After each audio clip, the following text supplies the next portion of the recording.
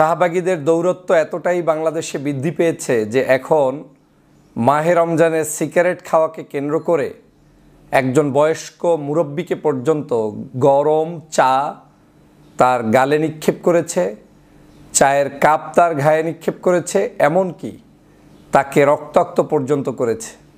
কি অপরাধ ছিল সেই মুরব্বির? দুজন মেয়ে সিগারেট খাচ্ছেন, মুরব্বির দোষ ছিল এটাই যে তিনি নামাজে যাচ্ছেন, বলেছেন যে মাহে রমজানে তোমরা এরকম প্রকাশ্যে এভাবে সিগারেট খাবে না, তোমরা যদি খাও ওই দিকে গিয়ে খাও তথা নির্জনে যাও। কিন্তু সেই কথাটি তাদের ভালো লাগেনি, তারা সেই কথার প্রতিবাদ করতে গিয়ে মুরব্বির গায়ে চা ঢেলে দিলেন, কাপ নিক্ষেপ করলেন এবং তাকে রক্তাক্ত পর্যন্ত করলেন। যখন সেই মুরব্বিকে রক্তাক্ত করেছে, স্বভাবতই বাংলাদেশের সাধারণ নাগরিকরা বয়োজ্যেষ্ঠ এই মুরব্বির পক্ষে এসে দাঁড়িয়েছেন এবং তার প্রতি উত্তরে সেই মেয়েদেরকেও তারা সেখানে কিছুটা লাঞ্ছিত করার চেষ্টা করেছে।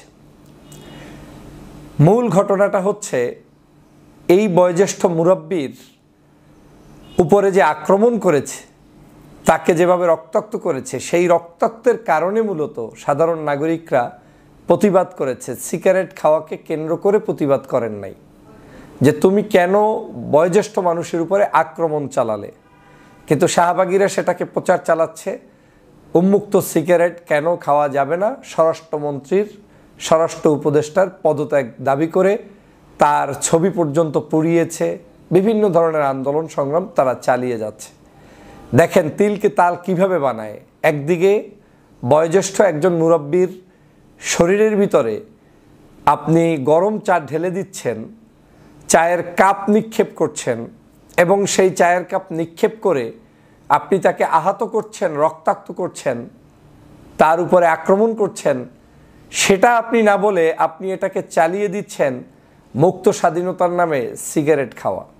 স্বরাষ্ট্রমন্ত্রী সঠিক উত্তরটাই দিয়েছেন। তিনি বলেছেন যে বাংলাদেশে সিগারেট খাওয়া প্রকাশ্যে আইনত দণ্ডনীয় অপরাধ। এই অপরাধটা যাতে কেউ সামনাসামনি আর না করেন সে ব্যাপারে আপনাদেরকে সতর্ক থাকার জন্য তিনি আহ্বান জানিয়েছেন। বিশেষ করে মাহে রমজানের ক্ষেত্রেও তিনি বলেছেন যাতে করে রমজানের পবিত্রতা রক্ষা করে সবাই চলেন। সে বিষয়টা তো খারাপ বলেননি, কিন্তু শাহবাগীরা সেই বিষয়টাকে নাটক সাজিয়ে তারপরে তার পদত্যাগ দাবি করেছেন। আমি বুঝি না মুক্ত স্বাধীনতা মানি অর্থটা কি। মুক্ত বলতে কি এটাই যে আমি আমার ধর্মকর্ম তথা বিশেষ কোনো জায়গায় সেটাকে পালন করতে পারবো না? মাহে রমজানের পবিত্রতা রক্ষার্থে আপনি ভিন্ন আদর্শের ভিন্ন মতের মানুষ হলেও আপনি কি সেটাকে রেসপেক্ট করবেন না?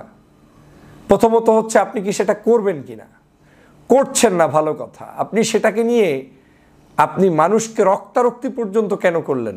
আপনি কেন বয়োজ্যেষ্ঠ মানুষ যে নিষেধ করেছে তার কথার উপরে ভিত্তি করে তাকে আপনি উল্টো চায়ের কাপ নিক্ষেপ করে তার গায়ে আপনি আঘাত করলেন, তার উপরে গরম পানি ঢেলে দিলেন?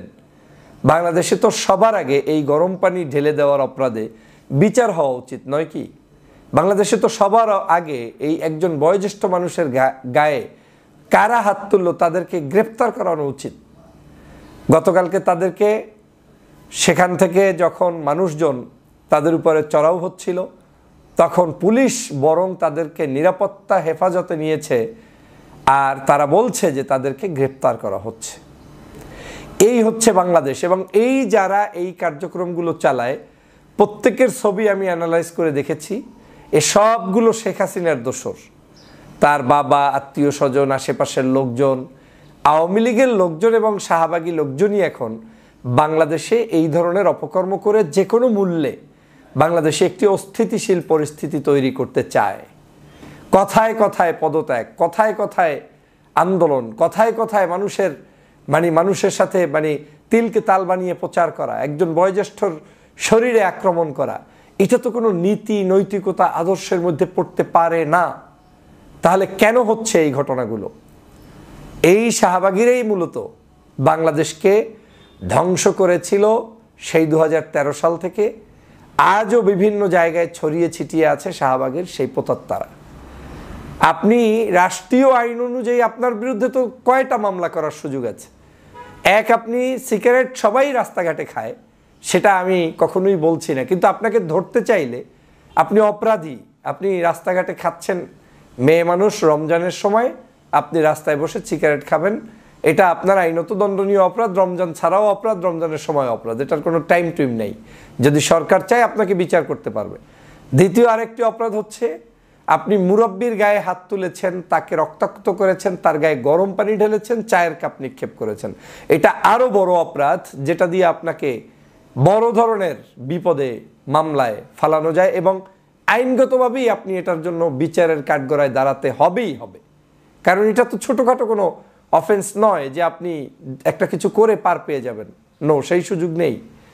তাহলে এত বড় দুটি অপরাধ করার পরে তারা আবার মিছিল করে স্বরাষ্ট্রমন্ত্রী, স্বরাষ্ট্র উপদেষ্টার পদত্যাগ দাবি করে।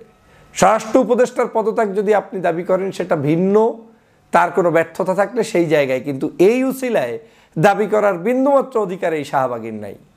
কারণ এই শাহবাগী সে তার নিজের কোনো একটি বিশেষ উদ্দেশ্য চরিতার্থ করার জন্যই আজকের এই পবিত্র মাহে রমজানে এই অপকর্ম করছে, উল্টো জাতিকে বিভ্রান্ত করছে। আমি বাংলাদেশের এই নারীবাদী অনেক সংগঠন আছে, আপনাদের কাছে প্রশ্ন রাখতে চাই, যখন কোনো বিষয়ে ভালো নারীরা বিপদে পড়ে আপনারা তাদের পাশে দাঁড়ান না, একটা বিবৃতি নিয়ে কথা বলেন না, মাঠে ময়দানে আপনি কোনো সভা সেমিনার করেন না, কিন্তু আপনাদের যদি কোনো একজন ওই ঠ্যাং, হাফ প্যান্ট কিংবা ছোট পোশাক পরার অপরাধে বিভিন্ন জায়গায় হেনস্থার শিকার হন, কিংবা কেউ কোনো কিছু একটু বলছে কি, সাথে সাথে রেল লাইন অবরোধ করে সেখানে আপনারা ছোট পোশাকের মিছিল করেন, এটা করেন, সেটা করেন, আন্দোলন করেন, সংগ্রাম করেন, কিন্তু আপনাদের কাছে অন্য বিষয়গুলো কি গুরুত্বপূর্ণ মনে হয় না?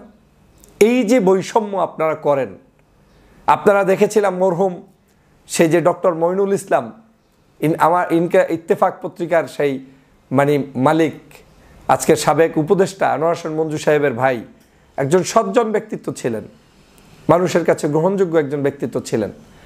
সেই ব্যক্তিকে নিয়ে যে পরিমাণ মিথ্যাচার করে তার বিরুদ্ধে আন্দোলন করেছিলেন, তারপরে তাকে জেল পর্যন্ত খাটিয়েছিলেন। কিন্তু আপনারা কিন্তু বাংলাদেশে আপনাদের যারা বিভিন্ন জায়গায় আপনাদের মাধ্যমে আক্রান্ত হচ্ছে তাদের ব্যাপারে আপনারা মাঠে নামেন না, প্রতিবাদ করেন না, তাদের পক্ষে দাঁড়ান না। আর যদি একটু ধার্মিক, ধর্মভিত্তিক কোনো চিন্তার মানুষ হয় তাহলে তো মোটেও দাঁড়ান না। মূল অর্থটাই দাঁড়াচ্ছে আপনারা শুধুমাত্র আওয়ামী লীগ এবং আওয়ামী দোসরদের পারপাস সাফ করার জন্যই এই সংগঠনগুলো প্রতিষ্ঠা করে মানুষের কাছে মিথ্যা বানোয়ার বিভ্রান্ত ছড়াচ্ছেন। আমরা ইতিমধ্যেই জানতে পেরেছি গতকালকের ঘটনাটি যারা ঘটিয়েছে তার মধ্যে একজন বোন, যার বাবা কে, তার সাথে শেখ হাসিনার ছবি কেন, তিনি কি করেন, কোন পত্রিকায় কাজ করেন, কিভাবে কি করছেন, সব কিছুর তথ্য জাতির কাছে এখন স্পষ্ট হয়ে গিয়েছে। অতএব এখান থেকে দেশবাসীকে ক্লিয়ার ধারণা পোষণ করতে হবে, হাসিনার সেই দুষ্ট লোকেরা এখনও কিন্তু বসে আছে রমজানের নামে, তাবলিগের নামে, বিভিন্ন নামে বেনামে মানুষকে যে কোনোভাবে কেওয়াজ সৃষ্টি করাই হচ্ছে তাদের মূল উদ্দেশ্য। সেই জায়গা থেকে আমাদের সবাইকে সতর্ক থাকতে হবে। সবাই ভালো থাকবেন, সুস্থ থাকবেন। আল্লাহ হাফেজ।